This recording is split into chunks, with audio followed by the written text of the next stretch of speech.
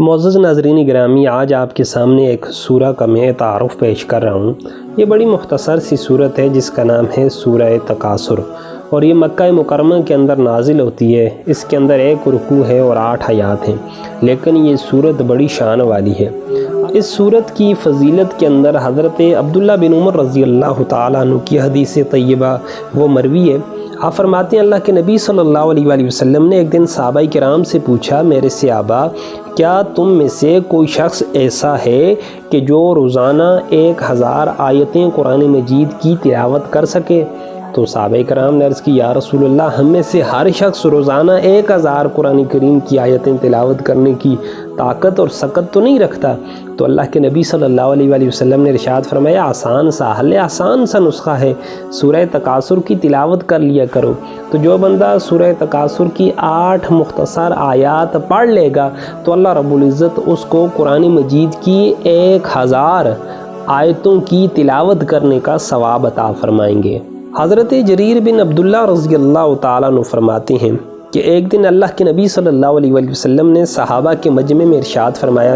میرے صحابہ، میں تمہارے سامنے سورہ تکاثر کی تلاوت کرنے والا ہوں،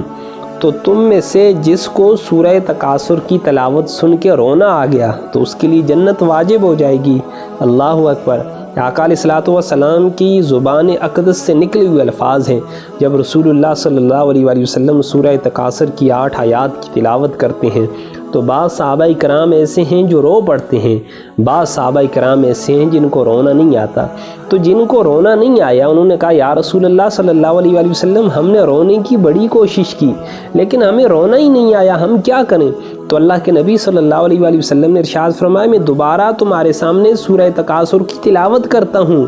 اگر رونا نہ بھی آئے تو رونے جیسی صورت بنا لو، شاید اللہ کو رحم آ جائے اور اللہ رب العزت تمہیں بھی جنت میں داخل فرما دے۔ صحابہ فرماتے ہیں، حضور نے دوبارہ سورہ تکاثر کی تلاوت کی تو بعض صحابہ کو رونا آیا، بعض صحابہ کرام کو رونا نہیں آیا، لیکن انہوں نے رونے جیسی صورت بنا لی۔ تو اللہ نے اس صورت کے اندر انسان کی جو ہوس ہے، خواہ مال کی ہوس ہو، خواہ اقتدار کی ہوس ہو، خواہ عزت کی ہوس ہو، اس ساری ہوس کو اللہ نے واشگاف الفاظ میں بیان کیا کہ انسان ساری زندگی کہتا رہتا ہے، میرا مال، میری دولت، میرے پیسے، یہ کرتے کرتے وقت آتا ہے، ملک الموت تشریف لے آتے ہیں، روح کو قبض کر کے لے جاتے ہیں، اور جب قبض کر کے لے جاتے ہیں اللہ کی بارگاہ میں لے جاتے ہیں تو وہی لوگ کامیاب ہوتے ہیں جنہوں نے اس مال سے اللہ کا بھی اور اللہ کے بندوں کا حق ادا کیا ہو، اور جنہوں نے اس مال سے نہ اللہ کا حق ادا کیا نہ اللہ کے بندوں کا حق ادا کیا تو یہی مال ان کے لیے وبال جان بن جاتا ہے۔